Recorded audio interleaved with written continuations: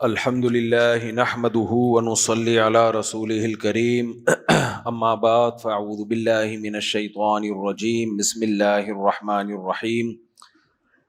رمضان 2026، آج ہم نے تیسرا پارہ اور چوتھے پارے کا آدھا حصہ بلکہ 3 حصے پڑھے ہیں۔ سورہ آل عمران ختم کی ہے۔ سورہ آل عمران میں کا جو شان نزول ہے وہ یہ ہے کہ نجران ایک علاقہ ہے، وہاں سے عیسائیوں کے پادریوں کا ایک وفد آیا نبی صلی اللہ علیہ وسلم کے پاس۔ عیسائیوں کا پورا ایک وفد آیا جو ان کے بڑے بڑے علماء تھے، اس میں ان کو نبی صلی اللہ علیہ وسلم نے اسلام کی دعوت دی۔ اچھا دیکھو، ایک بڑی دلچسپ بات ہے کہ جب نبی صلی اللہ علیہ وسلم نے نبوت کا دعویٰ کیا تو یہودیوں نے، عیسائیوں نے بہت سے ایمان بھی لے آئے، بہت سے انکار بھی کیا، لیکن کسی نے اس بیس پہ انکار نہیں کیا کہ حضرت عیسیٰ علیہ السلام یا موسیٰ علیہ السلام آخری نبی تھے، لہذا آپ کے بعد کوئی نبی نہیں آ سکتا۔ یہ کسی نے نہیں کہا۔ تبھی وہ وفود آتے تھے، نبی کے پاس بیٹھتے تھے، جس کو ایمان کی توفیق ملتی لے آتا، جس کی قسمت میں توفیق نہیں تھی نہیں لاتا۔ لیکن اہل اسلام میں جب بھی کسی نے نبوت کا دعویٰ کیا ہے تو مسلمانوں نے بیک زبان ہو کے کہا کہ آپ صلی اللہ علیہ وسلم آخری نبی ہیں۔ اس سے پتہ چلتا ہے کہ یہ ختم نبوت کا عقیدہ اللہ کے نبی نے اتنا کلیئر بیان کر دیا کہ اس کے بعد اب یہ بحث ہی ختم ہو گئی کہ کسی کے بارے میں تحقیق کی جائے کہ وہ نبی ہیں یا نہیں ہے۔ اتنا کلیئر اس کو بیان کر دیا گیا تھا۔ عیسائیوں میں، یہودیوں میں ایسا نہیں تھا۔ وہ آتے تھے وفود، ہم کبھی جا سکتے ہیں کوئی نبوت کا دعویٰ کرے ہم جائیں چیک کرنے کے لیے؟ اس لیے نہیں کہ بھائی وہ تو قصہ ختم۔ تبھی امام ابو حنیفہ کی رائے یہ ہے کہ اگر کسی نے نبوت کا دعویٰ کیا، کوئی تحقیق کرنے جائے گا نا، وہ بھی کافر ہو جائے گا۔ وہ کافر اس لیے ہو جائے گا اس لیے کہ اس نے قرآن کا انکار کر دیا۔ قرآن نے یہ تحقیق کا راستہ ہی بند کر دیا ہے۔ انا خاتم النبی لا نبی بعدی وخاتم النبیین، قرآن نے کہا آپ آخری نبی ہیں۔ تو یہ اتنا واضح عقیدہ ہے۔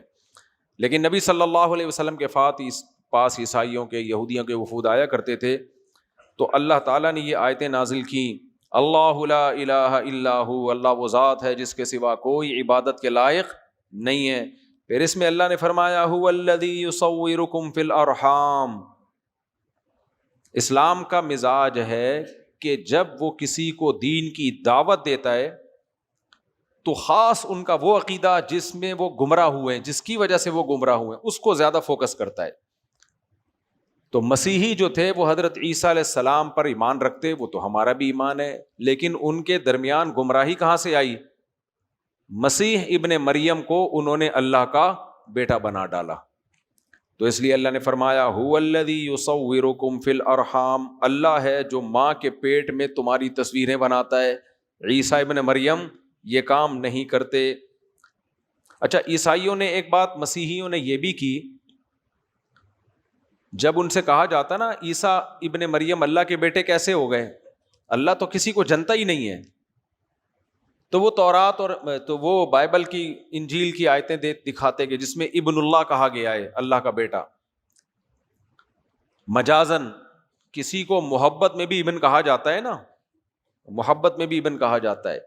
قرآن کہتا ہے ان تنصروا اللہ ینصرکم، اگر تم اللہ کی مدد کرو گے تو اللہ تمہاری مدد کرے گا۔ تو اللہ کی کوئی مدد کر سکتا ہے؟ بھائی اللہ کے دین کی مدد کو مجازن اللہ کی مدد کہا گیا۔ تو مجاز میں تو کسی کو بھی، اپنے سے بڑی عمر کے آدمی کو بھی بیٹا کہہ دیتے ہیں آپ، حالانکہ اس کے بیٹے ہونے کا امکان ہے، ناممکن ہے نا، محبت میں آپ نے کہہ دیا بیٹا۔ تو وہ کہنے لگے، اچھا اسی طرح دوسری بات یہ کہ وہ یہ بھی کہتے ہیں اس مسیحی لوگ کہ ہر آسمانی کتاب میں متشابہ باتیں ہوتی ہیں، وہ ہماری عقل سے بالاتر ہوتی ہیں۔ اب خدا ایک بھی ہے، 3 بھی ہے، یہ ممکن ہے؟ کہتے ہیں نہیں، لیکن ہماری عقل سے بالاتر ہے، لیکن ہیں 3 بھی ہیں اور 1 بھی ہیں۔ تو یہ عجیب سی بات ہو گئی۔ تو اللہ نے فرمایا هو الذی انزل علیک الکتاب منہ آیات محکمات، اللہ نے قرآن جو نازل کیا ہے اس میں بھی 2 قسم کی آیتیں ہیں، کچھ متشابہ ہیں اور کچھ محکم ہیں۔ متشابہ آیتیں جن کا مفہوم واضح نہیں ہے تو ان کا وہ مطلب لیا جائے گا جو محکم پہ فٹ بیٹھ رہا ہو، جو محکم کے مطابق ہو۔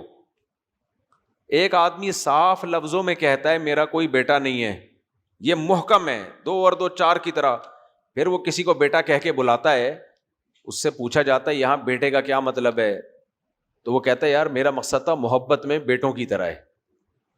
تو اس کی جو مبہم بات تھی اس کی تفسیر ہم نے اس قول سے کی جو بالکل کلیئر ہے۔ سمجھ میں آ رہی ہے بات؟ تو اللہ نے قرآن میں فرمایا اللہ وہ ذات ہے جس نے محکم آیتیں بھی نازل کی اور متشابہ بھی، لیکن فَأَمَّا الَّذِينَ فِي قُلُوبِهِمْ زَيْغٌ، جن کے دلوں میں ٹیڑھا پن ہے وہ متشابہات کے پیچھے بھاگتے ہیں، محکمات کو چھوڑ دیتے ہیں، حالانکہ ان کو متشابہ آیتوں کا وہ مطلب بیان کرنا چاہیے جو محکم سے ثابت ہے، نہ کہ محکم کو تبدیل کر کے متشابہ کے مطابق کر لیں۔ اب قرآن میں آتا ہے کہ یوم یکشف عن ساق، قیامت کے دن اللہ اپنی پنڈلی کو ظاہر کرے گا۔ اب یہ متشابہ ہے بھائی، اس کی کیفیت کون جانتا ہے؟ بولو، اللہ جانتا ہے نا، اللہ کو پتا ہے۔ والسماوات مطویات بیمینی، اس کے بائیں ہاتھ میں زمین ہوگی اور آسمان اس کے دائیں ہاتھ میں لپٹے ہوئے ہوں گے قیامت کے دن۔ اب کوئی یہ کہہ سکتا ہے کہ ایسے اللہ کا ہاتھ ہے اس میں اللہ نے ایسے چیزیں لپیٹی ہوئی ہوں گی؟ صحیح ہے نا؟ یہ متشابہ ہے۔ محکم کیا ہے؟ لیس کمثلہ شیء، اللہ جیسا کوئی بھی نہیں ہے، اس کو کسی پہ قیاس کیا ہی نہیں جا سکتا۔ اب یہ کہنا اللہ کا ہاتھ ہمارے ہاتھ جیسا ہے، اللہ کے ہماری پنڈلی کی طرح، اور پھر دلیل میں یہ قرآن کی آیتیں پیش کرنا شروع کر دے۔ اللہ خود کہہ رہے میری پنڈلی جس دن ظاہر کروں گا تو ایمان والے سجدے میں گر جائیں گے، اور میرے عرش کو 8 فرشتے اٹھائے ہوئے ہیں، تو اب ہم بھی ایک تخت اٹھا کے بولیں ایسے اٹھائے ہوئے ہیں اور اللہ معاذ اللہ ایسے بیٹھا ہوا ہے، تو یہ غلط ہو جائے گا نا بھائی۔ جب اللہ نے کہہ دیا مجھ جیسا کوئی نہیں ہے، تو آپ جو صورت بنائیں گے وہ کسی نہ کسی جیسی ہوگی کہ نہیں ہوگی؟ کوئی بھی صورت بنائیں گے وہ کسی جیسی ہوگی، تو وہ نہیں ہو سکتی بس۔ تو یہ تشبیہات ہیں، اس کا کوئی بھی مطلب بیان کر دو، لیکن اس کی یہ کیفیت بیان کرنا کہ ایسے تخت ہے اور ایسے اٹھائے ہوا اور اللہ معاذ اللہ ایسے یوں کر کے بیٹھا ہوا ہے، یہ تشبیہات کیا ہو جائیں گی؟ حرام اور ناجائز۔ تو اسی طرح اللہ کا بیٹا کہہ دینا عیسیٰ ابن مریم کو، مجازن کسی کو بیٹا کہا جائے تو وہ تو سارے پیغمبر اللہ کے محبوب ہیں، پھر ان کو کیوں نہیں کہتے بیٹا؟ عیسیٰ ابن مریم کو الگ سے بیٹا کہہ رہے، اس کا مطلب تم ان کو ان کا بیٹا سمجھتے ہو۔ یہ عیسائی مسیحی لوگ نا اتنے پریشان ہیں، میں نے ایک پادری کی کتاب پڑھی، اس نے کہا کہ ہم مسیح علیہ السلام کو اللہ کا بیٹا کہتے ہیں، حقیقتاً نہیں کہتے۔ تو اب سوال پیدا ہوتا ہے حقیقتاً نہیں کہتے تو حقیقتاً کہیں گے تو اس کا مطلب اللہ نے جنا ہے۔ حقیقت میں بیٹا کسے کہتے ہیں؟ جو آپ سے پیدا ہوا ہو اسے ہی کہتے ہیں نا۔ تو وہ کہتے ہیں ہم مجازن کہتے ہیں، لیکن مجازن بھی نہیں کہتے۔ مجازن اگر کہیں گے، مجاز کا دائرہ تو اتنا وسیع ہے، پھر تو کسی بھی محبوب کو بیٹا کہا جا سکتا ہے، لیکن کہتے نہیں صرف عیسائی کو آپ بیٹا کہیں گے۔ تو اتنے بوکھلاہٹ کا شکار ہے نا یہ مسیحی لوگ، نہ یہ کہتے ہیں کہ حقیقتاً بیٹے ہیں، نہ یہ کہتے ہیں کہ مجازن بیٹے ہیں۔ کیا ہیں خود بھی نہیں پتا۔ دنیا میں 2 ہی چیزیں ہوتی ہیں، دیکھو آپ جب کسی کو شیر کہہ دو تو میں کہوں گا یار اس کی تو دم بھی نہیں ہے، اس کے تو دانت بھی نہیں ہے، یہ دھاڑتا بھی نہیں ہے، اس کو شیر کیوں کہہ دیا؟ آپ کہو گے مجازن کہا ہے، شیر میں بھی بہادری ہوتی ہے، اس میں بھی بہادری، تو شیر جیسا ہے نا بہادری میں، اس لیے میں نے کیا کہہ دیا؟ شیر۔ میں کیا ہوں کہ یار یہ تو شیر جیسا بھی نہیں ہے، یہ تو چوہے سے بھی ڈرتا ہے، اب کیوں آپ اس کو شیر کہہ رہے ہو؟ تو کہ حقیقتاً کہہ رہا ہوں۔ بھائی حقیقتاً شیر ہوتا تو دم کہاں ہے اس کی، دانت کہاں ہے اس کے؟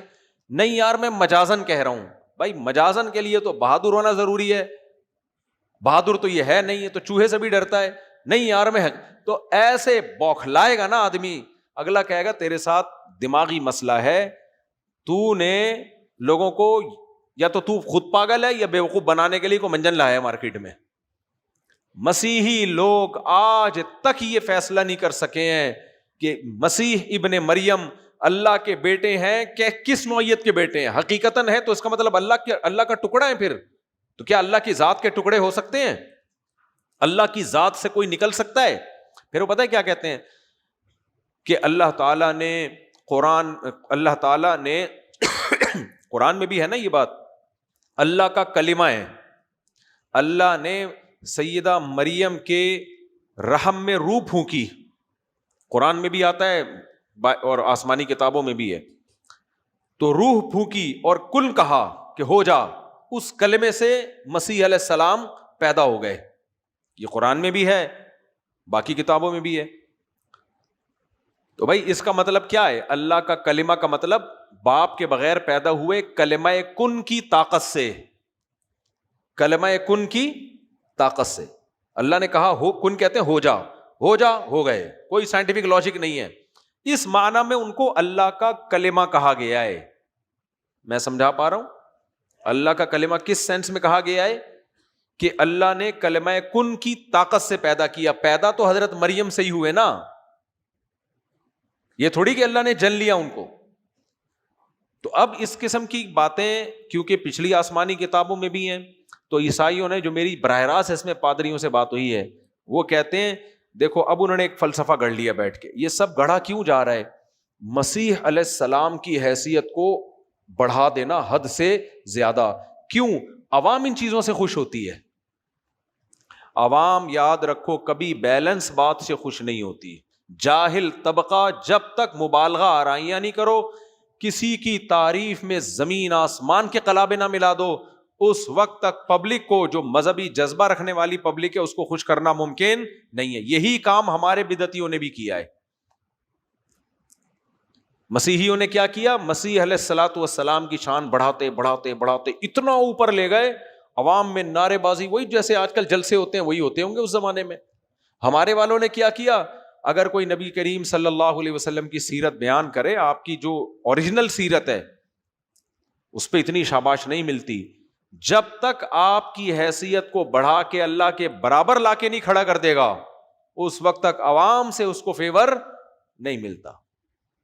بڑھائیں گے، مبالغہ آرائی کریں گے، آپ مشکل کشا بھی ہیں، آپ حاجت روا بھی ہیں، اللہ نے آپ کو سب کی بگڑی بنانے کے اختیارات بھی دے رکھے تھے، آپ بشر نہیں ہیں، آپ تو نور ہیں، انسان نہیں ہیں، آپ انسانوں کی شکل میں آئے لیکن انسان نہیں تھے، نور تھے. یہ ساری مبالغہ آرائیاں اتنی تو مسیحیوں نے نہیں کی جتنی مسلمانوں نے کر لی ہیں. تو میرے بھائی طریقہ گمراہی کا ایک ہی ہے. سمجھ میں آ رہی ہے بات؟ دیکھو گمراہ کرنے کے دو طریقے ہیں. شیطان یا تو آپ کو گناہوں میں ڈال دے گا، نبی سے دور کر دے گا، اللہ سے دور کر دے گا، الحاد کی طرف لے کے جائے گا، زنا شراب کباب میں لگا دے گا. یہ طریقہ شیطان کے لیے آسان، یعنی یہ عام طریقہ ہے، آسان تو نہیں کہہ سکتے، کامن طریقہ شیطان کے لیے کیا ہے؟ یہی ہے. نارمل لوگوں پہ یہ طریقہ وہ ٹرائی مارتا ہے. جوان آدمی ہوگا، اس میں شہوت ہوگی، ادھر ادھر بد نظری کروائے گا، فوش فلمیں دکھوائے گا، شراب کباب نماز چھڑوا دے گا. یہ کامن طریقہ ہے. لیکن شیطان کے پاس ایک الگ پیکیج ہے. وہ پیکیج ہے مذہبی لوگوں کے لیے، کیونکہ جن کے دلوں میں اللہ رسول کی محبت پیدا ہوتی ہے تو اس محبت کو پھر غلط رخ پہ لے کے جانا. آپ نے دیکھا ہوگا نا ہمارے ملک میں تقریریں، اڑا دو، مار دو، قتل کر دو، نبی کے نام پہ یہ کر دو، نبی کے نام پہ دھماکہ کر دو، نبی کے نام پہ گردن اڑا دو، گردن لے کے آ جاؤ. لوگ جوش میں آتے ہیں کیونکہ یہ سارے کام ہو کس کے نام پہ رہے ہیں؟ نبی کے نام پہ. وہ سمجھتے ہیں اس سے نبی خوش ہو جائیں گے. نبی کے نام پہ تھپڑ مار دیا اس کو، نبی کے نام پہ روڈ بلاک کر دیے، نبی کے نام پہ لوگوں کے جینا حرام کر دیا، نبی کے نام پہ گستاخی کا فتویٰ لگا کے. وہ جو آیا تھا ایک غیر ملکی، جس نے بیچارے نے پوسٹر پھاڑا تھا، جس کو یہ نہیں پتا تھا کہ اس پہ اللہ کے نبی کا نام لکھا ہوا ہے، نہ اس کی توہین کی نیت تھی، اس کو مار دیا، جلا دیا اس کو. یہ سارے کام کس کے نام پہ ہو رہے ہیں؟ نبی کے نام پہ. تو یہ جو جذباتی لوگ ہوتے ہیں نا، یہ ان چیزوں سے متاثر، اور عوام میں اکثریت ایسی ہی ہوتی ہے. مولانا اشرف علی تھانوی رحمہ اللہ کے ایک ملفوظ ہمیشہ یاد رکھو کہ عوام محققین کے اکثر خلاف ہی ہوتی ہے. جو محقق علماء ہے نا، کیونکہ وہ ڈیپ میں تحقیق میں جا کے ایک بیلنس رائے قائم کرتے ہیں جو عوام کی سمجھ میں آتی نہیں ہے، کیونکہ نہ ان کے پاس وہ تحقیق ہوتی ہے، نہ ان کو اعتدال والی بات سمجھ میں آتی ہے. وہ کہتے ہیں یار کلابے ملاؤ، بس کیا ملاؤ؟ قلابے میں لاؤ. تو یہ محبت, اس کی بالکل سادہ مثال ہے, ابا کے جنازے میں جو رو زیادہ رہا ہو اس کو لوگ سمجھتے ہیں اس کے دل میں محبت زیادہ تھی, حالانکہ ایک دھیلا اس نے خرچ نہیں کیا ہوگا, ابا کی خدمت نہیں کی ہوگی. جس بیچارے نے صبح و شام خدمت کی اور صبح و شام ابا کے, ہو سکتا ہے وہ 2 آنسو نکال رہا ہو, اس کے 2 آنسو اور وہ ضبط کر کے کھڑا ہوا ہو. بتاؤ لوگوں کو پسند کون آئے گا؟ آپ لوگ چپ کیوں بیٹھے ہو؟ وہ زیادہ پسند آئے گا جو ہی ہڑا. اب کوئی اس کو سائڈ پہ لے جائے, یار تجھے بڑا غم ہوا, مانتے ہیں, کیا ہے تو نے ابا کے لیے؟ ابا 10 دن ہاسپٹل میں تھے تو کتنے گھنٹے تو ابا کے پاس جا کے بیٹھا ہے. جو تحقیق کرے گا نا وہ یوں ڈیپ میں جائے گا. ہو سکتا ہے اس نے کی بھی ہو اور رو بھی صحیح رہا ہو, صرف رونے سے متاثر نہیں ہوگا, وہ کہے گا یار میں دیکھوں خرچہ کے آغا خان سے یا کہیں بھی ہاسپٹل سے رسیدیں نکلوائے گا, یار خرچہ کس نے زیادہ کیا ہے. وہ تحقیق کرے گا, وہ تحقیق کرے گا, اس کے بعد ایک رائے قائم کرے گا اور رپورٹ پیش کرے گا کہ یار یہ رو تو بہت رہا ہے, اچھل اچھل کے کلابازیاں کھا رہا ہے, ایسا لگ رہا ہے کہ اگلا جنازہ اسی کا ہوگا اس گھر میں. لیکن رپورٹ یہ بتا رہی ہے, تحقیق یہ بتا رہی ہے کہ خدمت اس نے زیادہ کی ہے جو کم رو رہا ہے. لوگ پتہ ہی کیا کہیں گے؟ لوگ کہیں گے نا اگر اس نے محبت کی ہوتی 2 آنسو کیوں بنا کے ایسے بیٹھا ہوا ہے, یہ جو کلابازیاں کھا رہا ہے نا یہی ہے. اور یہ سب مولوی آپس میں ملے ہوئے ہیں, یہ تحقیق جو پیش کر رہا ہے نا یہ وہاں سے پیسے لیتا ہے. اس کو اس دوسرے نے جس کو کم رونا آ رہا ہے اس نے پیسے کھلائے ہیں. عوام کا یہ مزاج ہے, سمجھ رہے ہو کہ نہیں سمجھ رہے؟ تو آپ اس مزاج کو ختم کرو, یہ کوئی اچھا مزاج نہیں ہوتا.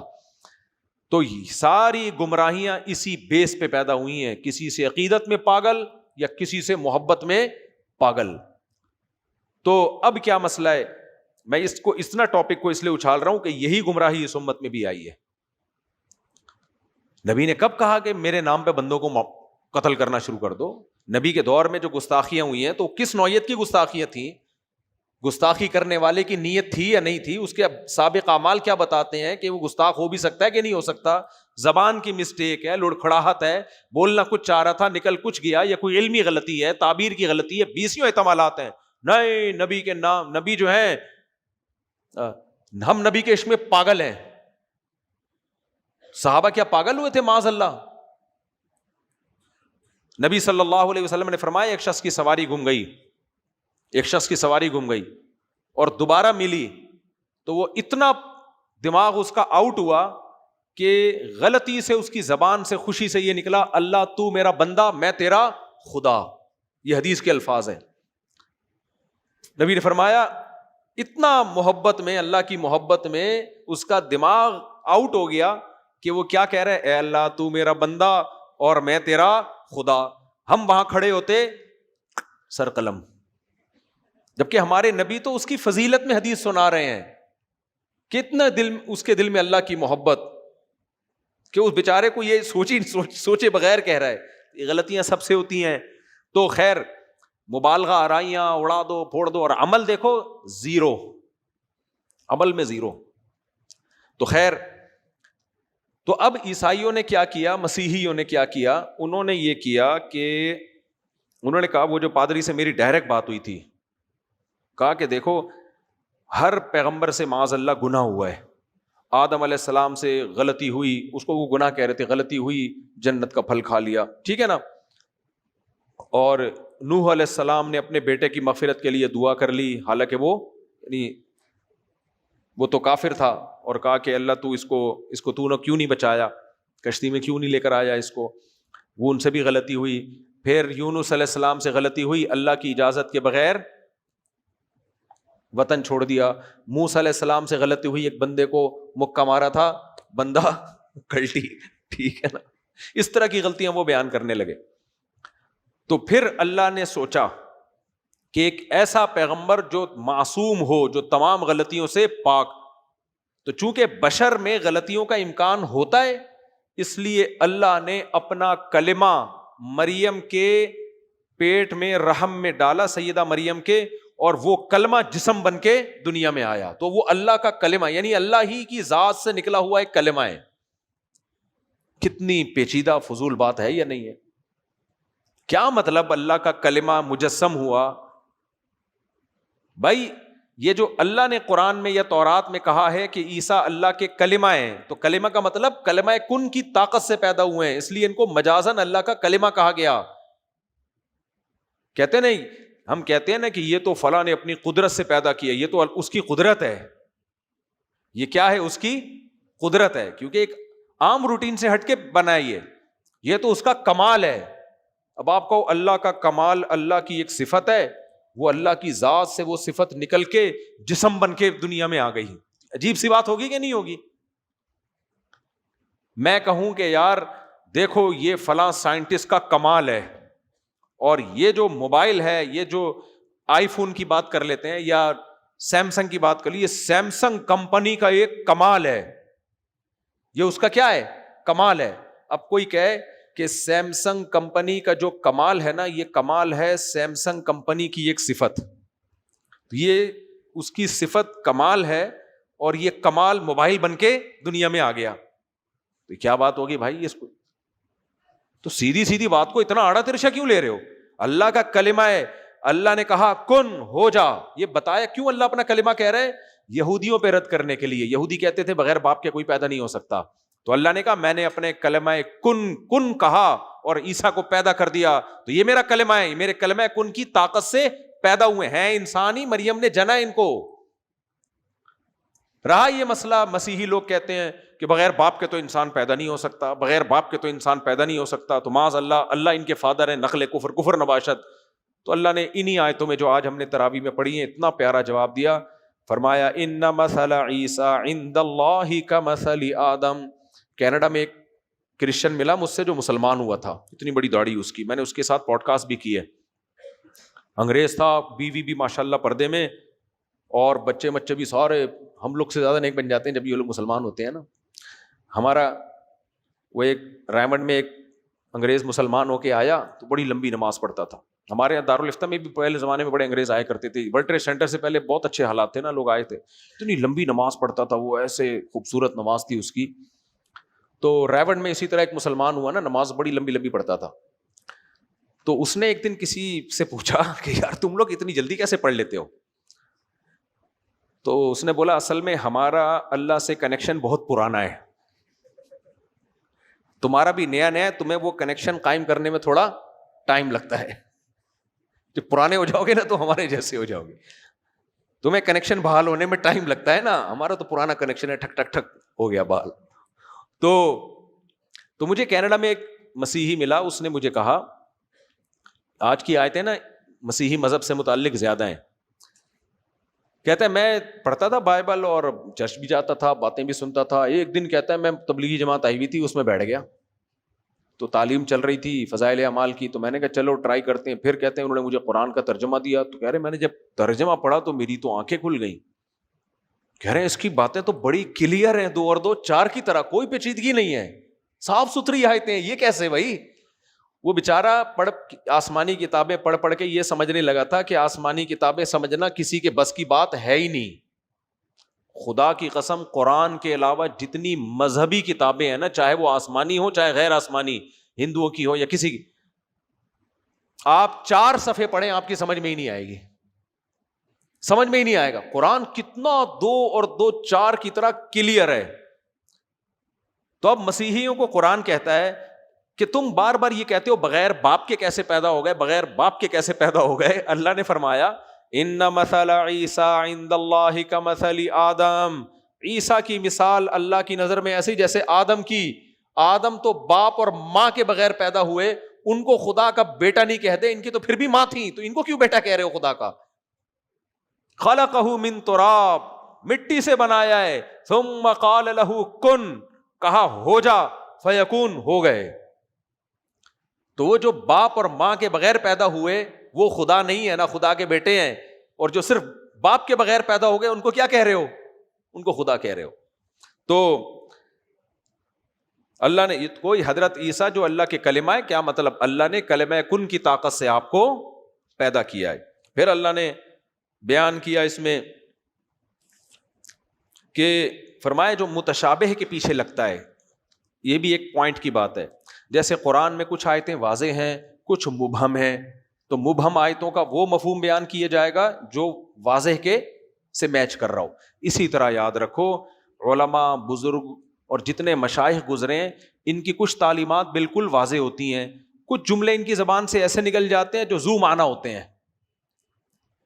تو جو فتنہ پرست لوگ ہیں نا یوٹیوب پہ بیٹھے ہوئے ہیں, وہ ان کی اس بات کو نہیں لیتے جو صاف ہے, وہ اس بات کو لیتے جس کے دو مطلب نکلتے ہیں اور پھر فتنہ کرتے ہیں. یہ دیکھو انہوں نے اپنی کتاب میں یہ لکھا, یہ دیکھو انہوں نے اپنی کتاب میں یہ لکھا, یہ دیکھو انہوں نے کتاب میں یہ لکھا, دیکھو یہ تو شرک کر رہے ہیں, یہ تو مشرک ہیں. بھائی جو ان کی توحید کی بات ہے اس کو اصل مانا جائے گا, اور جو انہوں نے بات کی ہے اس میں تعویل کی جائے گی. تو قرآن کہتا ہے فتنہ پرست لوگوں کا کام ہوتا ہے متشابہ پیچھے لگنا اور محکمات کو چھوڑ دینا. جتنی اس طرح کی آیتیں, اللہ حدیث میں آتا ہے رات کے آخری حصے میں اللہ آسمان دنیا پہ آ جاتا ہے, یہ محکم ہے یا متشابہ ہے؟ بولو نا متشابہ. بس آ جاتا ہے, ہمیں کیا پتا کیسے آتا ہے, ہمیں اللہ نے بتا دیا. ایک آدمی کہنے لگا اللہ اگر رات کے آخری حصے میں دنیا میں آتا ہے اور ندائیں لگاتا ہے کوئی ہے مجھ سے توبہ کرنے والا, میں توبہ قبول کروں, تو دنیا میں تو کہیں نہ کہیں رات کا آخری حصہ چل ہی رہا ہوتا ہے. دنیا میں کہیں نہ کہیں رات کا آخری حصہ چل ہی رہا ہوتا ہے. میں نے کہا اگر نہیں بھی چل رہا ہوتا, ایک ہی رات ہوتی پوری دنیا میں ایک جیسی ہوتی, تو بھی یہ بات سمجھ میں آتی ہے کہ اللہ عرش چھوڑ کے نیچے آ جاتا ہے. کیا خیال ہے بھائی؟ یہ متشابہ ہیں. کما هو لائق بشانہ, اس میں اسلاف کا طریقہ یہ تھا بھائی آتا ہے, اللہ کو انسانوں پہ تھوڑی قیاس کیا جا سکتا ہے. کیسے آتا ہے ہمیں نہیں پتا. ہمیں تو جو میسج دیا جا رہا ہے نا اس کو فوکس کرنا ہے. وہ میسج کیا ہے؟ رات کے آخری حصے میں اللہ بہت قریب ہوتا ہے. عقل مند لوگ رات کے آخری حصے میں اٹھ کے دعائیں مانگتے ہیں, توبہ استغفار کر کے اپنے آپ کو بخشواتے ہیں, اور احمق اور بے وقوف بیٹھ کے گوگل میپ نکال کے سرچ کر رہے ہوتے ہیں کہاں کہاں رات کا آخری حصہ چل رہا ہے, کہاں, اور وہاں تو دن ہو رہا ہے, وہاں کیسے آیا ہوا. سمجھ میں آ رہی ہے بات کی نہیں آ رہی؟ جو بے وقوف ہے وہ اس کام میں لگے ہوئے ہوتے ہیں. تو میسج دیا جا رہا ہے ایسے موقع پہ اس کو فوکس کیا جائے گا. اسی طرح حدیث میں آتا ہے کہ جب سورج, پتہ ہے سورج غروب ہو کے کہاں جاتا ہے؟ صحابہ نے کہا کہاں جاتا ہے؟ آپ نے فرمایا سورج غروب ہو کے اللہ کے دربار میں سجدہ کرتا ہے اور پھر اللہ سے دوبارہ نکلنے کی اجازت لیتا ہے. اللہ اجازت دیتا ہے تو نکلتا ہے دوبارہ. عقل مند لوگ کیا کرتے ہیں؟ عقل مند کہتے ہیں یار سورج ایک ایک سیکنڈ میں کس کے حکم کا محتاج ہے؟ اللہ کے حکم کا محتاج ہے. اسلام کا ٹاپک سائنس تھوڑی ہے, موضوع سائنس تھوڑی ہے کہ سورج جو ہے کیسے چکر لگا رہا ہے. ہمیں تو اس میں یہ بتایا گیا کہ سورج ایک ایک سیکنڈ میں کس کا محتاج ہے؟ اللہ. کیونکہ ہر جگہ سورج کہیں نہ کہیں غروب ہو ہی رہا ہے, ہر سیکنڈ میں اللہ کو سجدہ کر رہا ہے اور اللہ سے آگے موو ہونے کی اجازت لے رہا ہے. اور بے وقوف لوگ کیا کرتے ہیں یار یہ کیسا مذہب, سائنس نے تو ثابت کر دیا ہے کہ سورج عرش کے نیچے جا کے سجدہ نہیں کرتا, سورج تو ڈوبتا ہی نہیں ہے, یہاں سے ڈوبے گا تو امریکہ میں ہوگا, وہاں سے تو سجدہ کس وقت کیا, اس کی ٹانگیں کہاں ہیں, اس کا سر کہاں ہے. یہ ہے بے وقوف لوگوں کے لیے. جو میسج دیا گیا ہے اس میسج کو فوکس کیا جائے گا. ہاں قرآن سائنس کی کتاب ہوتی پھر ہم اس میں لکھا ہوتا ہے نا سورج جاتا ہے عرش کو سجدہ کرتا ہے, پھر ہم کہتے ہیں بھائی سائنس تھوڑی ٹاپک ہے قرآن مجید کا. جو ٹاپک ہے اس کو فوکس کیا جائے گا. سمجھ میں آ رہی ہے بات کہ نہیں آ رہی؟ قرآن میں یہ بھی تو ہے والشمس تجری لمستقر لہا, سورج مسلسل اپنے ٹھکانے کی طرف چل رہا ہے. یہاں ایک سائنسی حقیقت بیان کی گئی ہے, سائنسی حقیقت, کیونکہ سجدے کرنے کا مطلب ہوتا ہے بریک لگا کے سجدہ کر کے ماتھا زمین پہ ٹیکنا. یہاں ایک حقیقت بیان کی گئی کنٹینیوسلی چل رہا ہے, اور آج سائنس نے ثابت بھی کیا کہ پتہ نہیں کہاں جا رہا ہے یہ, ایک اس کا بھی ایک دائرہ ہے جس میں تیرتا چلا جا رہا ہے. تو متشابہ آیتوں اور متشابہ حدیثوں کو کی تفسیر وہ کی جائے گی جو محکم کے مطابق. لیکن قرآن کہتا ہے جن کی طبیعت میں فتنہ ہے وہ پیچھے کس کے پڑتے ہیں؟ متشابہ کے. یہ کیسے ہو جائے گا, یہ کیسے ہو جائے گا, اور سورج جو ہے عرش کے پاس جا کے کیسے سجدہ کرتا ہے, اس طرح کی باتیں کر رہے ہوتے ہیں. تو امام مالک سے کسی نے پوچھ لیا کہ اللہ عرش پہ کیسے بیٹھا ہوا ہے. امام مالک کو اتنا غصہ آیا نا اس کے سوال پر, فرمایا الاستواء معلوم, اللہ قرآن میں جگہ جگہ آتا ہے نا اللہ عرش پر مستوی ہے. کہا کہ استواء کا مطلب بھی پتہ ہے اور عرش کا مطلب بھی سب کو پتہ ہے, اس کی کیفیت ہمیں نہیں پتا. لیکن اتنی بات پر اتفاق ہے والسؤال عنہ بدعہ, اس طرح کی بحثوں میں پڑھنا یہ صحابہ میں نہیں تھا.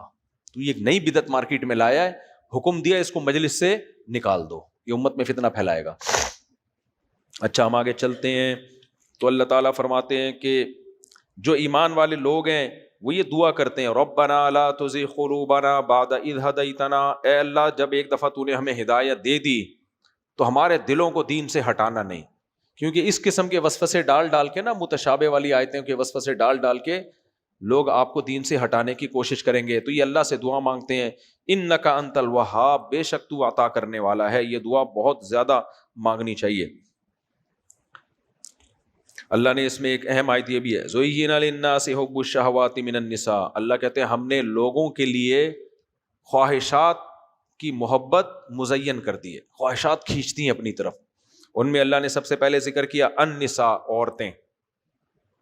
آدمی کو سب سے زیادہ جس طرف لپکتا ہے وہ کیا ہے؟ آج نوجوانوں کا سب سے بڑی ٹھرک اور مسئلہ کیا ہے؟ مسئلے کو مسئلہ نہیں بلکہ وہ ٹھرک ہے, اس کیا ہے؟ عورتیں. سب کچھ ہو جائے گا, کوئی خوبصورت لڑکی دیکھے گا بس پاگل ہو جائے گا. فون آ جائے نا کسی کا بھدی آواز میں, 2 منٹ کی بات بھی نہیں ہوگی, خوبصورت آواز ہے, پوری تفصیل سے اس کو گھر تک سمجھائے گا جا کے. تو اس لیے اللہ نے فرمایا سب سے زیادہ دنیا میں مزین کیا چیز ہے؟ عورت ہے, مرد کے لیے. اور فرمایا اس کے بعد بنین, بیٹے. بیٹے بڑے اچھے لگتے ہیں انسان کو. بیٹوں سے مراد بیٹیاں بھی اس میں آتی ہیں, لیکن بیٹے چونکہ کماتے ہیں, بیٹیاں تو بیچاری گھر سے رخصت ہو جاتی ہے نا, اور اس میں تو اللہ نے ہر طرح کے لوگوں کا تذکرہ کیا ہے نا, تو اس لیے بیٹوں کو اللہ نے فوکس کیا. والقناطیر المقنطرہ, اور ڈھیر من الذهب والفضہ, سونے اور چاندی کے. اس زمانے میں کرنسی گولڈ اور سلور ہوتی تھی, آج کل کی طرح آرٹیفیشل کرنسی نہیں تھی. یہ جو ہم کرنسی استعمال کر رہے ہیں نا, گورنمنٹ اگر کہتے ہیں نا 1000 کا نوٹ منسوخ, جب 5000 ہم نے ختم کر دیے, ہم سب کہاں جائیں گے؟ روڈ پہ. یہ فرضی ہے. اس لیے اسلام جو کرنسی جس کو فوکس کیا ہے وہ سونا اور چاندی ہے, جو فرضی نہیں ہے وہ کوئی کینسل کر ہی نہیں سکتا. اس لیے اللہ نے فرمایا سونے چاندی کے ڈھیر, والخیل المسومہ, نشان زدہ گھوڑے یعنی سواریاں, والانعام والحرث, چوپائے, کھیتیاں, جو بھی آپ کے سورس آف انکم ہے. اللہ فرماتے ہیں ذالک متاع الحیات الدنیا, بڑی مزے کی چیزیں ہیں. لیکن ایک بات میں ان کے بارے میں تمہیں بتاؤں, یہ ایسے ہے, یہ بالکل ایسے جیسے کوئی آپ کے پاس آئے, آپ کو کسی سے بڑا عشق تھا, بہت کوئی خوبصورت لڑکی تھی, پاگل ہوئے تھے آپ, اس کی یادوں میں پاگل ہو گئے تھے.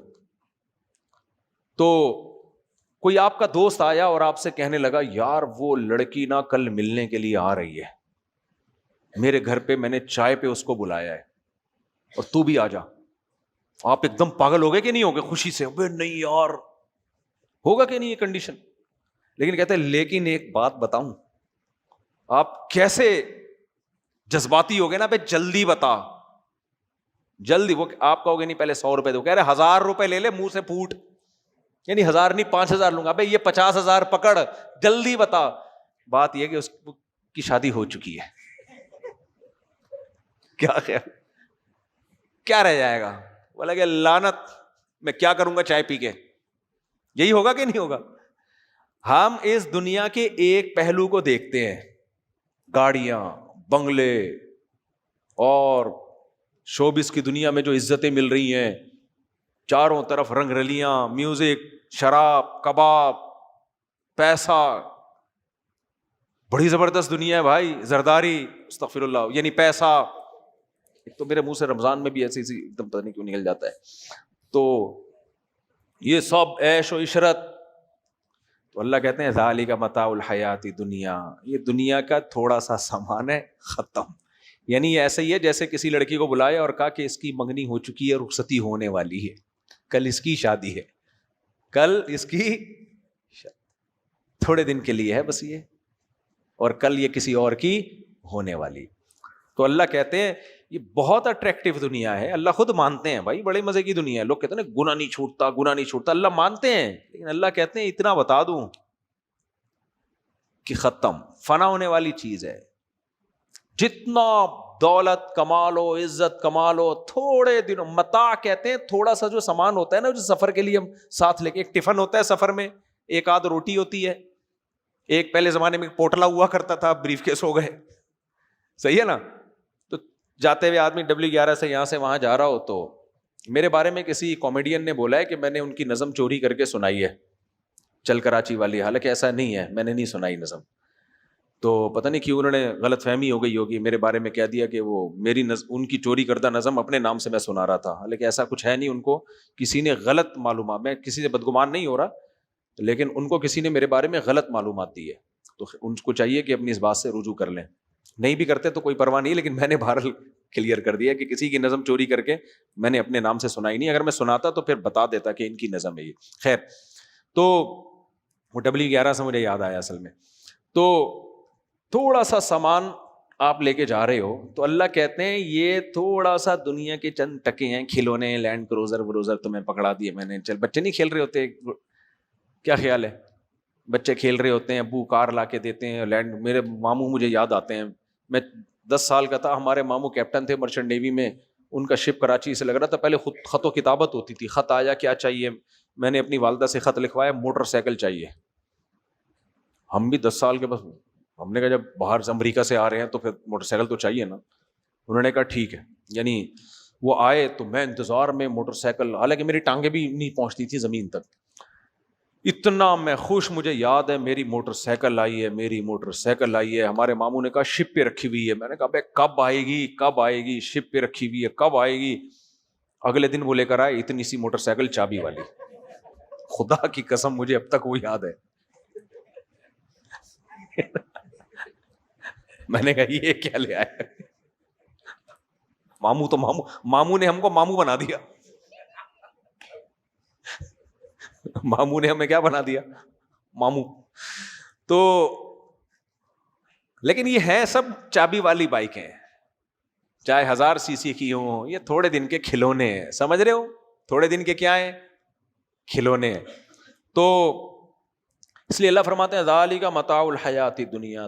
متاع تھوڑا سا سامان ہے جو دنیا کا ہے، یعنی فنا ہونے والا ہے، اس کی منگنی ہو چکی ہے، یہ کسی اور کو ملنے والی ہے. مرو گے کسی اور کے، کوئی اور گھوم رہا ہوگا اور ابا کے مرنے پر 3-4 دن روئے گا، اس کے بعد ابا کے مال پہ عیش کر رہا ہوگا. اور یہ کون سا تھوڑے دن عیش کرے گا، یعنی یہ کون سا زیادہ عیش کرے گا. آگے اس کے وارثین کھڑے ہوئے انتظار میں، مر ابھی آنے والا ادھر، اور پھر وہ بھی نہیں عیش کر پائیں گے، وہ ان کے مرنے کا موت انتظار کری، چل وے کسی اور کو. تبھی حدیث میں آتا ہے یقول العبد مالی مالی، انسان کہتے ہیں میرا پیسہ میرا پیسہ. اللہ کہتے ہیں تیرا پیسہ صرف وہ ہے جو کھا کے ختم کر دیا. جو بریانی پھوڑ دی نا، جو بھنڈی تو نے کھا لی ہے وہ تیری تھی، اس کی لذت تو نے حاصل کر لی. اور جو پہن کے پرانا کر دیا استعمال میں آ گیا، باقی پراپرٹیاں جائیدادیں یہ سب تیرا تھوڑی ہے. اتنا تو نے سریا اس میں ڈالا ہے، اپنی عمر تو دیکھ، تو اپنی ہڈیوں میں اتنا سریا تھوڑی ہے، تیرے کیلشیم تو ختم ہو رہا ہے. تو بس یہ تیرا نہیں ہے، تھوڑے دن انجوائے کرے گا، پتلی گلی سے نکل لے گا. تو اس لیے فرماتے ہیں اللہ تعالیٰ یہ بہت اٹریکٹیو ہے، لیکن اس میں ایک بڑا فالٹ یہ ہے کہ اس دنیا کی منگنی ہو چکی ہے، تیرے ہاتھ سے یہ جانے والی ہے. لہذا مل جائے ٹھیک ہے، نہیں ملے تو بھی ٹھیک ہے. فنا ہونے والی چیزوں سے دل تھوڑی کوئی لگاتا ہے. پاگل کے بچے ہوتے ہیں جو بھاگنے والی چیزوں سے دل لگائیں. تو اس لیے اللہ فرماتے ہیں قل انبئکم بخیر من ذالکم، اے اللہ پھر دل کس سے لگائیں؟ پھر جب اس سے دل نہیں لگانا تو دل تو نے دیا کیوں ہے؟ کیا خیال ہے؟ سوال پیدا ہوتا ہے نا کہ جب اس دنیا سے دل نہیں لگانا، اتنی خوبصورت دنیا سے، تو پھر لگانا، پھر دل کیوں دیا تو نے؟ ہے بھائی، پھر دل تو نے، یعنی بالکل ایسا ہی ہے جیسے کسی نے آپ کو اپنے گھر بلایا کھانے کے لیے، اور یہ بھی رکھ دیا وہ بھی رکھ دیا، اور کہتے یہ نہیں کھانا. تو پھر تو جب یہ نہیں کھانا ہے تو بلایا کیوں ہے تو نے ہمیں بھائی؟ تو پھر وہ اندر سے نئی ڈش نکال کے لائے گا، یہ کھانا ہے آپ کے لیے، یہ دمبے کی کڑھائی چربی میں دیسی گھی میں. سمجھدار ہو نا تم لوگ. یہ سب باتیں میں مثالیں اس قسم کی کیوں دے رہا ہوتا ہوں. دوبارہ سے، آپ کسی کے گھر میں گئے، اس نے چکن بریانی لا کے رکھ دی. میں اپنی مثال دوں نا، مجھے کسی نے بلایا کھانے کے لیے، چکن بریانی لا کے رکھ دی. کیا رکھ دی لا کے؟ چکن بریانی. اور اس میں بھی مسالہ وسالہ نہیں، بالکل ڈاکٹروں کے مشورے کے بعد اس نے بریانی تیار کی تھی. وائٹ یعنی چکن میں کوئی فیٹ ویٹ بھی نہیں, بس چکن چاول. اور مجھے کہہ رہے یہ کھانا نہیں ہے, آپ نے یہ کھانا نہیں ہے. مجھے غصہ نہیں آئے گا؟ کمبخت تو نے پھر بلایا کیوں ہے مجھے؟ کھانا نہیں ہے تو بلایا کیوں تو نے مجھے؟ اور دعوت پہ کھانے کا لیبل کیوں لگایا؟ کھانے کی دعوت. تو کہے گا بھائی آپ کے لیے الگ چیز ہے. پھر وہ بیف بریانی لے کر آئے گا میرے لیے, دمبے کی بریانی لے کر آئے گا میرے لیے, بھنڈی لے کر آئے گا میرے لیے, دمبے کو اسی کی چربی میں پکا کے لے کر آئے گا میرے لیے. سمجھ میں آ رہی ہے بات کہ نہیں آ رہی؟ تو پھر میں مانوں گا ہاں یار وہ نہیں تھی, یہ ہے. لیکن اگر وہ نہ یہ دے رہا ہے اور نہ وہ کھانے دے رہا ہے تو میں بولوں گا نا پھر رکھا کیوں میرے سامنے لا کے؟ مجھے ترسانے کے لیے رکھا ہے, سڑانے کے لیے رکھا ہے؟ تو بھائی ہم بھی اللہ سے یہ پوچھ سکتے ہیں, اے اللہ اتنی چیزوں کو تو نے خود قرآن میں بیان کر دیا, یہ ساری تمہارے لیے اٹریکشن کی چیزیں ہیں لیکن فنا ہونے والی, تو پھر اللہ تو نے دل دیا کیوں ہمیں؟ کس سے لگائیں؟ اللہ نے کہا ہم تمہیں بتاتے ہیں, قل افانبئکم بخیر من ذالکم, ان سے بہتر نہ میں تمہیں بتاؤں, ان سے ایک بہتر ہے جو میں نے فریج میں ڈشیں چھپا کے رکھی ہوئی ہیں. نہیں آ رہی سمجھ میں بات؟ فریج میں چھپا کے, وہ ڈشیں الگ ہیں, وہ ابھی تمہارے سامنے نہیں آئی ہیں. اگر سامنے لا دوں نا بے ہوش ہو جاؤ, چھوڑ دو ان سب چیزوں کو, چھپا کے رکھی ہوئی ہے. لیکن وہ جب ملیں گی جب ان سے اوائڈ کرو گے, یہ نہیں کھاؤ گے تو وہ کھلاؤں گا. اوائڈ کا مطلب یہ نہیں کہ مت استعمال کرو, ان سے دل نہ لگاؤ, ان کو سر پہ مسلط نہ کر لو, ان میں پڑھ کے خدا کو ناراض نہ کرو, حلال و حرام کی فکر چھوڑے بغیر ان کے پیچھے نہ بھاگنا شروع کر دو, اولاد سے اتنی محبت نہ کرو کہ خدا کی نافرمانی شروع کر دو, اس کے لیے حرام کمانا شروع کر دو. تو وہ اللہ کہتے ہیں میں نے چھپا کے رکھا ہوا ہے. وہ کیا ہے؟ للذین اتقوا, جو خدا سے ڈرتے ہیں, ان نعمتوں کو استعمال کرتے ہیں حلال طریقے سے, حرام میں نہیں جاتے, تو ان کے لیے کیا ہے؟ جنات تجری من تحتها الانہار. جہاں بھی اللہ نعمتوں کا ذکر کرتا ہے وہ گھنے باغات ہیں جن کے نیچے نہریں بہتی ہیں. نعمتیں بعد میں آ رہی ہیں, لوکیشن اللہ پہلے بیان کر رہا ہے. ہوٹل کا بڑا فرق پڑتا ہے نا, ایک چھپڑ پہ بیٹھ کے گندے نالے پہ بیٹھ کے قورمہ بھی کھا رہے ہو نا, اچھا نہیں لگتا. ہوٹلوں میں آپ نے دیکھا ہوگا نا, جو ریسٹورینٹ ہیں کتنا اس کو سجا. میں امریکہ میں, کینیڈا میں ہمارے ایک دوست ہیں, ان کے ریسٹورینٹ میں گیا, وہاں لوگ ایسی ڈیکوریشن کرتے ہیں آپ کی سوچ سے بھی زیادہ ہیں. وہ انڈین ہے, انڈیا کے گجرات کے ہیں. ایسا انہوں نے ماشاء اللہ نظر بد سے بچایا, میں نے تو دعا دی ان کو. ایسا انہوں نے ریسٹورینٹ بنایا, میں نے کہا بھائی کیا بنا دیا. وجہ کیا ہے؟ وہاں بیٹھ کے دال بھی کھاؤ گے نا, دال بھی کھاؤ گے تو مزہ آئے گا. تو ایسا ریسٹورینٹ بنایا. تو اللہ کہتے ہیں پہلے میں اس کی لوکیشن بتاؤں. اس لوکیشن کا اس سینس میں کہہ رہا ہوں کہ وہ کیسا ریسٹورینٹ ہے, لوکیشن تو نہیں کہیں گے اس کو. فرمایا جنات تجری من تحتها الانہار, اس میں باغات ہیں جن میں کے نیچے نہریں بہتی ہیں, اور خالدین فیہا, ان باغات میں ہمیشہ رہیں گے. وازواج مطہرہ, اور خوبصورت پاکیزہ بیویاں. پاکیزہ کا کیا مطلب ہے؟ ایک تو اللہ نے کبھی بھی ایک بیوی کا تذکرہ جنت میں کیا ہی نہیں ہے. ازواج, یہ جو حدیث میں 70 حوریں آتا ہے نا, یہ ہر ایک کے لیے نہیں ہے. لوگوں نے, غیر مسلموں میں بھی یہ مشہور ہو گیا کہ ہر مسلمان کو 70 حوریں ملیں گی. یہ شہداء کے بارے میں آتا ہے. سمجھ میں آ رہی ہے بات؟ لیکن ہم جیسے غریبوں کو 2-3 بھی مل جائے تو ہمارے جو بدعمالیاں ہیں اس پہ حور ایک بھی مل جائے نا, مانگنی تو اللہ سے جنت میں زیادہ ہی چاہیے, لیکن ہم جیسے نالائقوں کو ایک بھی مل. اور ڈیزائن دیکھو نا لوگوں کے, اس ڈیزائننگ میں اگر کوئی ایک خوبصورت بیوی کسی کو مل جائے گٹکے کے ساتھ, منہ گٹکے اور پان جو کھا کھا کے منہ کو سڑایا ہوا جن لوگوں نے, خیر. تو ازواج مطہرہ, فرمایا خوبصورت پاکیزہ بیویاں. وہ خوبصورت کیسی ہوں گی؟ اس کا نقشہ قرآن نے کہا ہے کأنہن الیاقوت والمرجان. اللہ بھی تشبیہات دے رہے ہیں. ایک جگہ اللہ نے بتا دیا کہ فلا تعلم نفس ما اخفی لهم من قرۃ اعین, آنکھوں کی ٹھنڈک کا جو سامان ملے گا وہ کسی کو خبر نہیں ہے.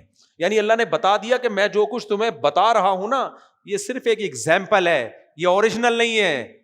جہاں تمہاری سوچ ختم ہوتی ہے جنت کی لذت اور نعمتیں اس سے اوپر کی ہیں.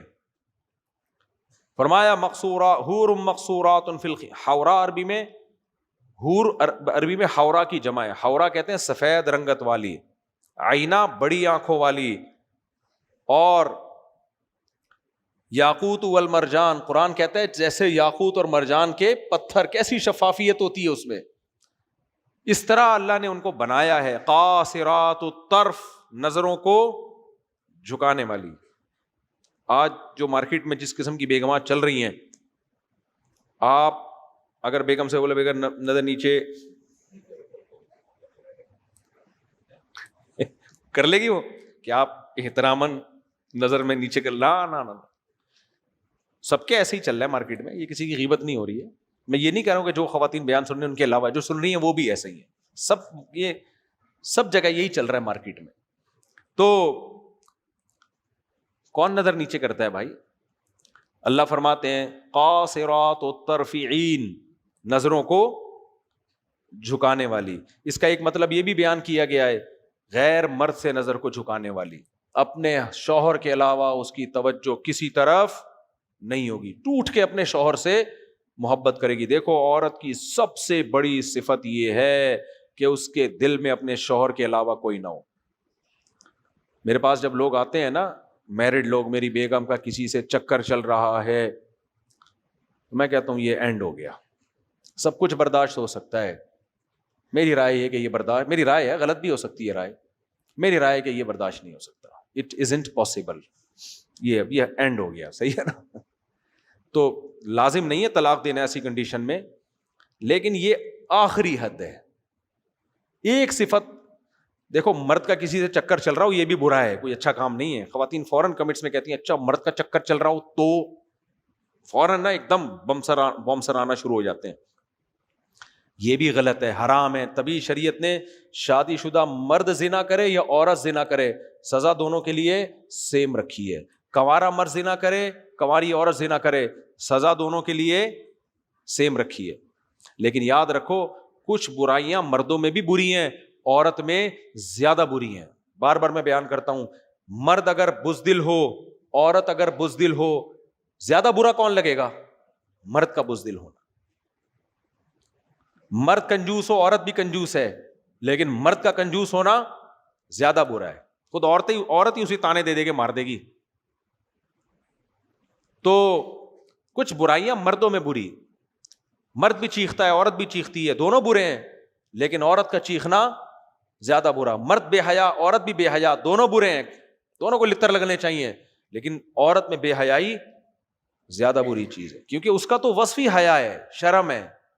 تو اس لیے اسی طرح یاد رکھو، عورت کا چکر چلنا بھی برا، مرد کا چکر چلنا بھی برا، لیکن عورت کا چکر چلنا زیادہ برا ہے، کیونکہ وہ باؤنڈ ہوتی ہے اپنے ہسبینڈ. مرد باؤنڈ نہیں ہوتا، مرد باؤنڈ ہوتا ہے شریعت کی وجہ سے، عورت شریعت کی وجہ سے بھی باؤنڈ ہوتی ہے اور اپنے شوہر کی وجہ سے بھی باؤنڈ ہوتی ہے.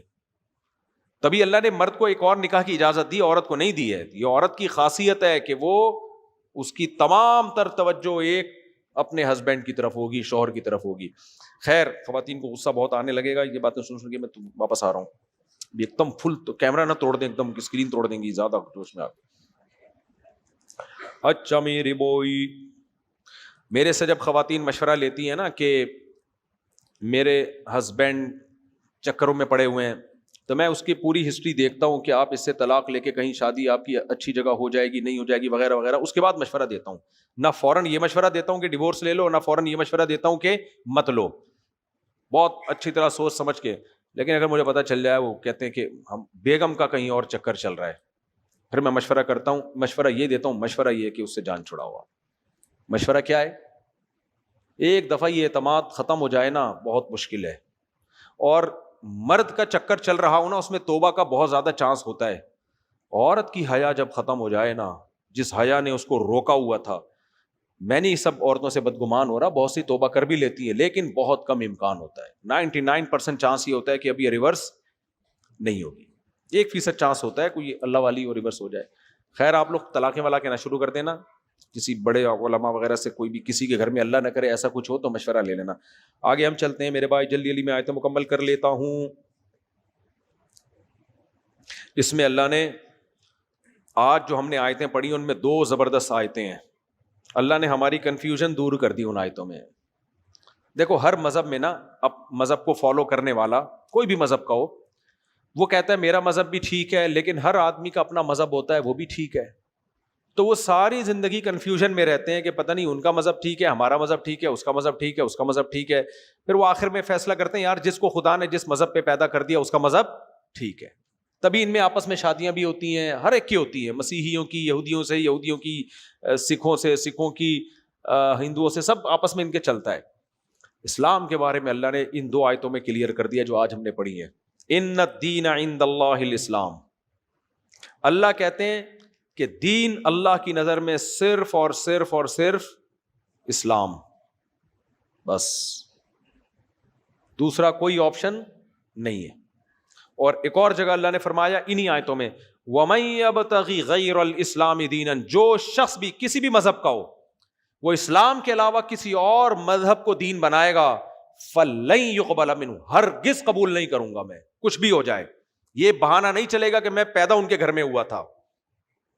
کنفیوژن دور کر دی کہ نہیں کر دی اللہ نے؟ کہ انسانیت کے پاس نجات کے لیے، خدا کو خوش کرنے کے لیے اسلام کے سوا کوئی آپشن نہیں ہے. کلیئر ہو گئی بات. بعض باتیں کڑوی ہوتی ہیں لیکن کلیئر ہو جائیں اچھی، کڑوی ہوتی ہیں لیکن کلیئر ہو جائیں. میں جب گیا نا دوسری شادی کے لیے تو میں نے پہلے بتا دیا میں تیسری بھی کروں گا. کڑوی لگی کہ نہیں لگی؟ کیا ایک دم بوکھلا گئے، نیلے پیلے ہو گئے، او تمہارا اور کوئی کام نہیں ہے، پاگل، دوا یہاں سے نکال دیا. 6 مہینے بعد بولو چلو ٹھیک ہے. کڑوی لگتی ہیں باتیں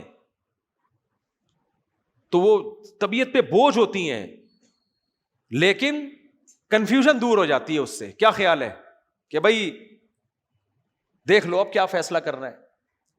تو ہو سکتا ہے بہت سے غیر مسلم کہیں کہ یار اسلام اتنا سخت ہے، وہ مسلمانوں کے اسلام کے علاوہ کسی مذہب کو درست ہی نہیں کہتا، ہم تو پھر پیدا کیوں ہوئے کسی اور مذہب کے گھر میں، اسلام ایسا، اللہ ایسا ظالم.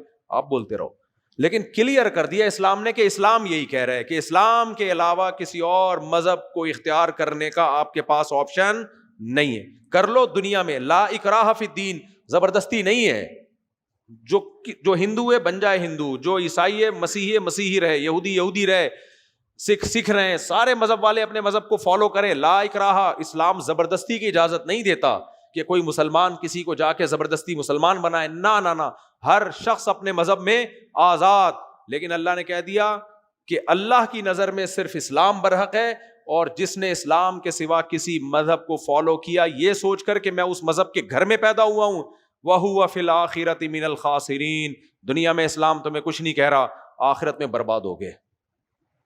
آخرت میں یہ عذر نہیں چلے گا. دونوں چیزیں بیلنس کر دی نا اسلام نے. کیا خیال ہے؟ ہر شخص کو اپنے مذہب پہ چلنے کی آسانی بھی دے دی، اچھا سلوک کا بھی حکم دے دیا. آپ ہندوؤں سے اچھا سلوک کریں، آپ مسیحیوں سے اچھا سلوک کریں، ہر ایک کو گلے لگائیں، سبحان اللہ. لیکن جب وہ آپ سے پوچھیں کہ کیا میں اپنے مذہب پہ چلتے ہوئے جنت میں جا سکتا ہوں، اسلام کہتا ہے کہ آپ نے اس کو کلیئر بات کرنی ہے کہ اللہ کا دین دنیا میں صرف ایک ہے، اسلام. اور دنیا میں تو ہمیں تمہیں سے حکم ہے اچھا سلوک کریں، تمہارے ساتھ صلہ رحمی کریں، دوستی یاری. آخرت میں اللہ کبھی بھی تمہیں کامیاب نہیں کرے گا. اناؤنسمنٹ ہو چکی ہے. دنیا میں اس لیے اللہ پنپنے دے رہا ہے سب کو، دنیا ایگزامینیشن ہال ہے. ایگزامینیشن ہال میں کوئی پرچہ انگلش میں حل کرے یا فارسی لکھ کے آ جائے یا شعر و شاعری لکھ کے آ جائے، یا یہ کہے کہ میرے ابا نے چونکہ مجھے یہ والا پرچہ دیا تھا، پیپر فزکس کا ہے، اور آپ کہیں میرے ابا چونکہ مجھے میتھ کا پیپر پکڑا کے گئے تھے، میں ابا کی بات کو فالو کروں گا. ایگزامینر آپ کو کچھ کہے گا؟ دیکھو ایگزام میں پیپر آیا آپ کے سامنے جو حکومت نے بنا کے دیا تھا، انٹر کے امتحان ہو رہے تھے، حکومت نے ایک پیپر دے دیا، کیمسٹری کا پیپر آ گیا آپ کے سامنے، حکومت نے کہا آج کیمسٹری کا پیپر ہے. آپ نے کہا چونکہ میرے ابا فزکس کے ماہر تھے اور وہ مجھے فزکس پڑھا کر گئے ہیں، اور میری جیب میں جو انہوں نے پرچہ حل کر کے دیا وہ بھی فزکس کا ہے، میں وہ حل کروں گا. کر لیں آپ. ایگزامینر جو ہے اس کی صحت پہ کوئی اثر نہیں پڑے گا. لیکن جب رزلٹ اناؤنس ہوگا تو اس بیس پہ آپ کو پاس نہیں کیا جائے گا کہ آپ کی جیب سے پیپر وہ نکلا تھا چونکہ آپ کے ابا نے وہ حل کیا تھا یا آپ کے ابا فزکس میں ماہر تھے. ایگزامینر یہ کہے گا کہ تمہارے ابا سے میرا کوئی لینا دینا نہیں ہے، گورنمنٹ نے جو پیپر دیا تھا، حکومت کو یہ اتھارٹی ہے کہ کون سے پیپر پہ کامیابی ہے اور کون سے پیپر پہ ناکامی، تو یہ اتھارٹی خدا کے پاس ہے جس نے ہمیں بنایا کہ کون سا دین برحق اور کون سا غلط. تو اللہ نے کہا صرف اور صرف اسلام برحق. وَمَن يَبْتَغِ غَيْرَ الْإِسْلَامِ دِينًا، اسلام کے سوا کسی مذہب کو فالو کرو گے فی الآخرۃ من الخاسرین، آخرت میں تباہ و برباد ہو جاؤ گے، آخرت میں ایکسیپٹیبل نہیں ہے. اور اس بیس پہ کہ میرے باپ دادا کا دین تھا تو اللہ نے جواب دیا اولو کان آباؤہم لا یعقلون شیئا ولا یہتدون، تمہارے باپ دادا اگر غلط دین پہ چل رہے ہیں تو تم بھی غلط دین پہ چلو گے. تمہارے باپ دادا سے بھی تو سوال ہوگا اس دین پہ کیوں چلے، وہ کہیں گے ہمارے باپ دادا چل رہے تھے. ان کے باپ دادا سے سوال ہوگا کیوں چلے، وہ کہیں گے ہمارے باپ دادا چل رہے تھے. ایک مسیحی نے مجھے کہا کہ ہم اس لیے مسیحی مذہب فالو کرتے ہیں کہ ہمارے والدین کا مذہب عیسائیت. میں نے کہا بھائی اس بیس پہ اگر تو پھر ہندو مذہب کو فالو کرتا ہے، دوسرے مذہب کو فالو کرتے ہیں. میں نے کہا بھائی کوئی آدمی ایماندار کے گھر میں پیدا ہو جائے اور کوئی آدمی کسی کرمنل کے گھر میں پیدا ہو جائے تو کیا کرمنل کرائم اس کے لیے اس بیس پہ جائز ہو جاتے ہیں کہ والدین سارے کرمنل تھے؟ والدین صحیح تھے تو آپ ٹھیک ہیں، والدین غلط تھے تو ان کی بات کو فالو کرنا غلط. تو یہ اہم بات نہیں ہے کہ آپ کس گھر میں پیدا ہوئے ہیں، اہم مسئلہ یہ ہے کہ آپ جس مذہب کو فالو کر رہے ہیں اس کے برحق ہونے کی آپ کے پاس دلیل کیا ہے. تو بس یہ 2-3 آیتیں پڑھ کے میں درس کو ختم کرتا ہوں. تو اللہ نے یہ 2 آیتیں بہت اہم، وَمَن يَبْتَغِ غَيْرَ الْإِسْلَامِ دِينًا فَلَن يُقْبَلَ مِنْهُ. قرآن کہتے ہیں اسلام کے سوا کوئی بھی دین اختیار کرو گے قابل قبول نہیں ہوگا. بس آخری آیت. پھر اللہ تعالیٰ نے حضرت مسیح علیہ السلام کی پیدائش کا پورا مرحلہ بیان کیا، کیسے مریم کو جبریل نے آ کے خوشخبری سنائی. بڑا دلچسپ واقعہ ہے لیکن وقت ہمارا بہت زیادہ ہو گیا ہے. اور آخری آیت، بس آخری آیت یہ، ما کان لبشر ان یؤتیہ اللہ الکتاب والحکمہ. اللہ کہتے ہیں کسی بشر میں یہ مجال نہیں ہے کہ اللہ اسے کتاب دے اور حکمت کا علم دے اور پھر وہ لوگوں کو اللہ کو چھڑوا کے اپنی عبادت کروانا شروع کر دے. آج پیر پرستی ہے یا نہیں ہے؟ اللہ کو چھوڑا ہوا ہے، پیروں کے پیچھے پڑے ہوئے ہیں. تو یہ خود اس پیر کے 2 نمبر ہونے کی علامت ہے. جو اللہ والا ہوگا وہ آپ کو اللہ سے جوڑے گا.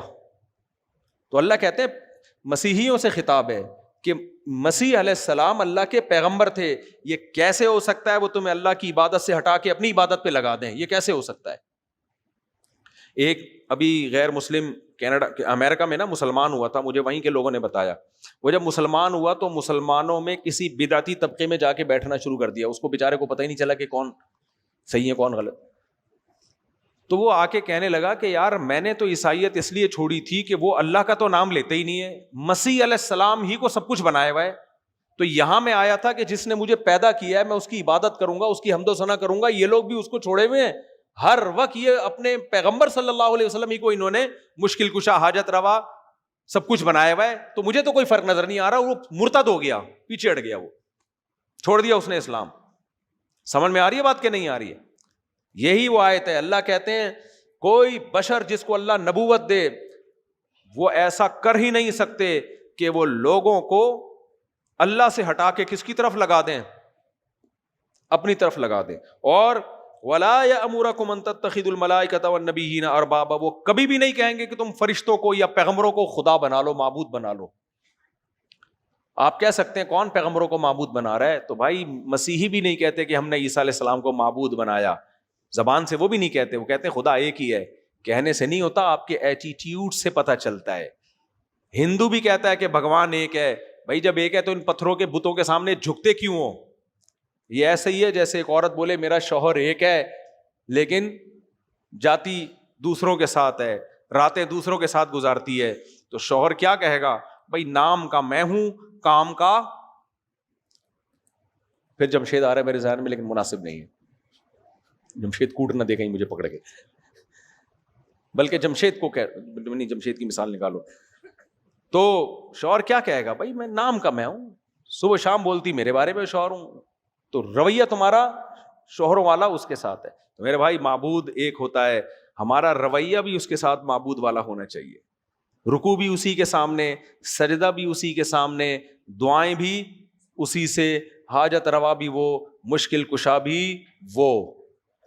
تو یہ آج کی آیتوں کا کچھ حصہ تھا. اللہ تعالیٰ ہم سب کو سمجھنے کی، عمل کی توفیق عطا فرمائے.